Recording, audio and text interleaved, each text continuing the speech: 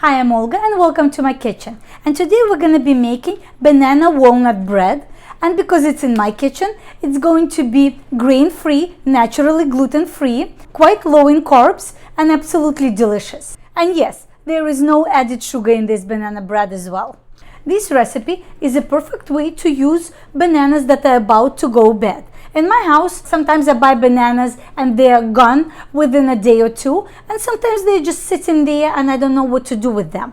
Today I had a whole bunch of bananas and I used 5 bananas in this pie. So this is a great way to use the bananas and give them an extra life. You can find the details of this recipe in the description under the video. But for best results, I encourage you to watch it all the way till the end, because you're going to see all the details of how I'm making it. I'm very detailed. I show you everything, the whole process. And also at the end, we're going to taste it. We're going to discuss the nutritional value of this pie per slice, all the details, and we're going to see if my dog actually going to show up to taste my bread. She loves some of my breads, and she always somehow sniffs out when I'm tasting it and shows up right at that right moment. I have a whole playlist here on YouTube for grain-free baking. All my original recipes are naturally grain-free. They use very simple ingredients. They're very delicious. They're all sugar-free. You can find the link in the description. For these recipes, we need 4 or 5 bananas. Mine are very ripe, as you can see. We need 1 cup of walnuts. I'm gonna have to chop them. These are a little bit too big of pieces. We need 5 eggs.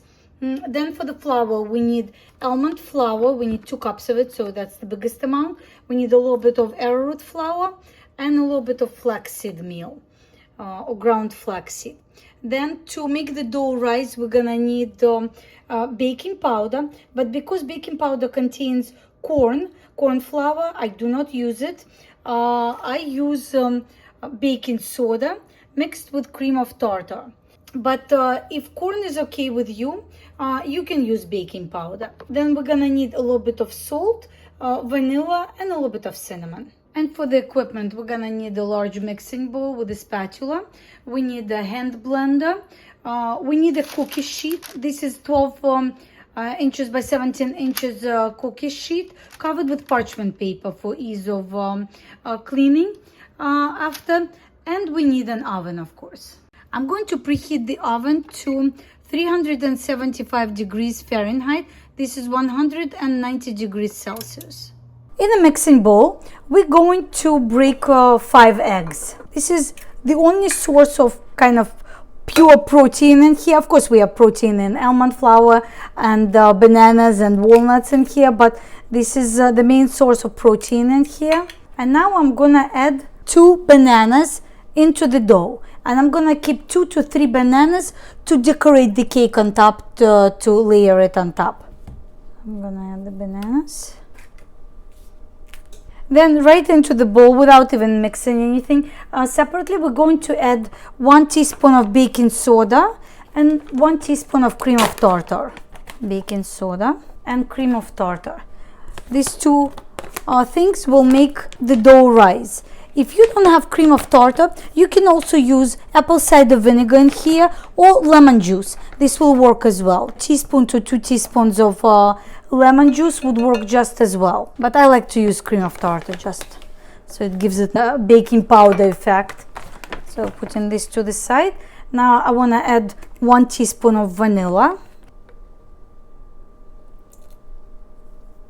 I'm gonna grind some salt in there, pink salt. I would say about 1/4 teaspoon of salt. You saw that I just ground it in, but you need a little bit of salt in here to balance out the taste of bananas and taste of sugars in the bread. And what else we need? We need some cinnamon in here. This is 1/2 tablespoon of measuring spoon. I'm gonna use about that. About a teaspoon and a half of cinnamon. Now I'm gonna blend all the ingredients before adding the flours in there and walnuts. So this is the dough before we add the flours into it. Now we're gonna add the flour.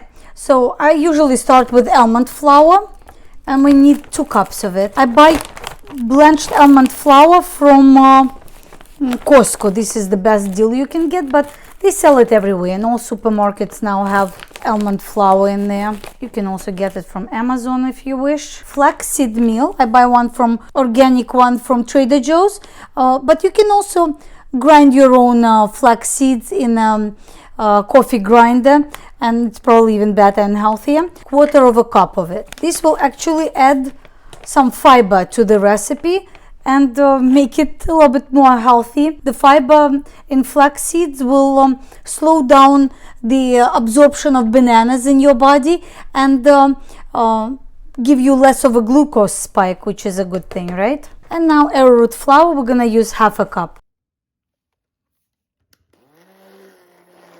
This is the texture of the dough when it's ready, but I didn't add walnuts in there yet. You see, it's thick, but still kind of liquidy, easy to spread on a cookie sheet. So now I need to add the walnuts in here, and the dough is ready. But I need to chop up my walnuts. Because I have a small cutting board here, I'm gonna take it in small portions and just make it into smaller pieces. So I chopped it up like this. You see, they were kind of bigger pieces, and I want them smaller. Next, I just need to mix in the walnuts in here and spread it on the cookie sheet. After that, all we need to do is just cut the bananas and decorate our pie, banana pie, bread, whatever you want to call it. We want to spread it on a cookie sheet. It makes it faster cooking, and it gives the bread a lot of crust when you cook it on a cookie sheet, which personally I like it. I like my bread a little bit crunchy with a little bit of softness on the inside, but not, especially when you cook without regular flour, like grain flour. It's hard to get the breads taste good without like tasting like an omelette or something. And I feel like when you cook it on a cookie sheet, you have a lot of crust and it tastes really good that way. So I'm just gonna spread it. I don't want to spread it too thin because I want to have some kind of crunch in every bite of, so I want the walnuts in there and bananas on top. Okay, we want it even as it's possible, of course. All right, I'm gonna put this aside, and I need my cutting board again. It's in the sink dirty. So I'm gonna start with 2 bananas, but I think I'm gonna use all 3 bananas. I want to cover the whole pie with bananas, so every bite of a pie will have a banana slice on top of it. It makes it more juicy. But let me peel 2 bananas first, and I'm gonna slice it a little bit sideways into this thickness. Let me show it to you closer. So I'm cutting banana like this thickness. Let me show you. It's hard to do it with one hand, but about slices like this. So this is the most tedious part of this recipe, layering the bananas on the pie. I cut them up here. This is my 2nd banana, so I'm definitely gonna need 3 bananas. Bananas on top of this pie, they make it taste juicier. So here I laid 3 full bananas. Not very aesthetic way, but I'm not going for aesthetics, I'm going for speed. This is an optional step, but I like cinnamon, and I think cinnamon goes well with bananas, so I'm gonna sprinkle it on top just a little bit with cinnamon. I feel like it gives it a finished look, and I like the taste of cinnamon on top of bananas. In the oven it goes. My oven have been ready for a while. I'm putting it on a middle rack. I have a convection oven. That means that there is a vent running in the oven and it cooks things a little bit faster. If your oven is, you don't know how long it will take, I recommend that you start checking on your bread at about 18 minutes. I'm gonna put the timer on for 20 minutes, but I think I'm gonna end up using about 22 minutes for this pie to be fully cooked. I'm gonna let you know. I underestimated how long it will take to cook this pie. Last time I cooked it, I used less bananas, and now it's been 24 minutes in here, and I think it needs at least another 1 more minute. So we'll say it's going to be at least 25 minutes. Our banana bread is done and ready to taste it. But first we need to cut it. Usually if you watch my other videos, I have a whole playlist of grain-free baking recipes. All my cookie sheet breads and pies, I like to cut them with the pizza cutter into 24 slices. And then I plug in the recipe into an AI program, and it calculates the nutritional value per slice. So I usually cut it 4 slices, 4 strips lengthwise, and 6 strips widthwise, right? They are not even. It all averages out in the end, especially now I'm in a rush and I'm cutting it even completely off, but there we are.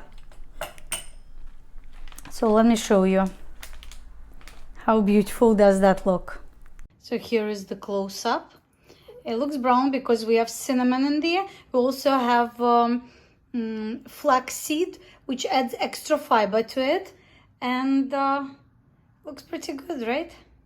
According to the AI, each slice of this bread is 131 calories, which is not bad, right? It has 3.7 grams of protein, 10 grams of fat, total fat, because we have almond flour here, eggs, and walnuts.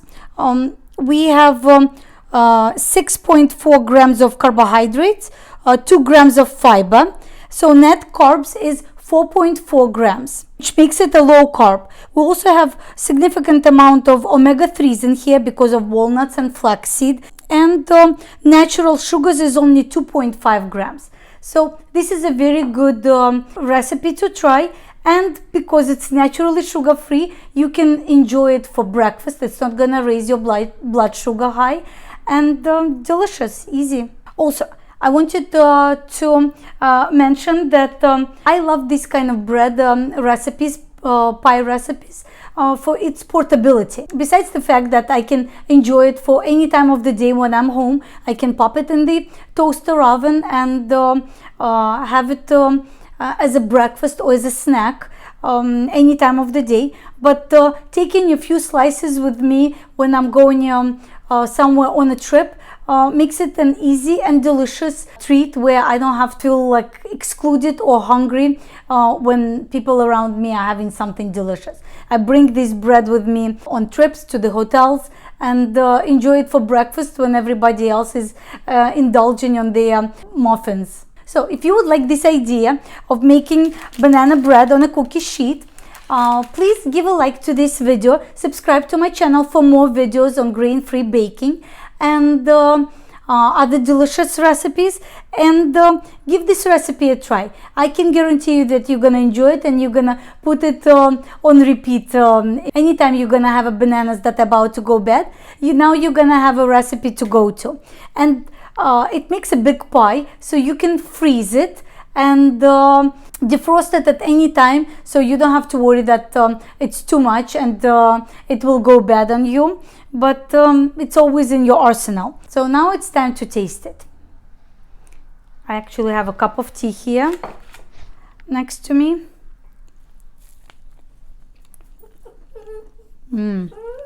Delicious. And guess what? Sky is already here, waiting for me to try. It has really bready texture to it.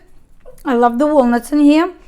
And if you just make this bread without the bananas on top, you're not even gonna taste the banana in here. But adding slices of banana baked on top really makes it taste like a banana. Skylark, wait a minute. It really makes it taste like a banana bread, which I think is a great idea. I really like it. And I like that I put a lot of them here, so every bite has a piece of banana, like it adds juiciness to it. Delicious. Don't forget to click like to this video and subscribe to the channel. Thank you for watching. And of course, Sky just can't wait, whining the whole time I'm filming. Sky loves my breads. I keep leftovers in the refrigerator. It can stay in the fridge for at least a week. You can also freeze, and then you need to toast it before using it again. Gonna have banana bread for breakfast today with some cottage cheese, low-fat cottage cheese with yogurt mixed and drizzle of honey. For extra protein here, I have my supplements and my green tea. For keto version, use less bananas on top of your bread or skip them altogether. So here is the grain-free, zero sugar banana bread with walnuts.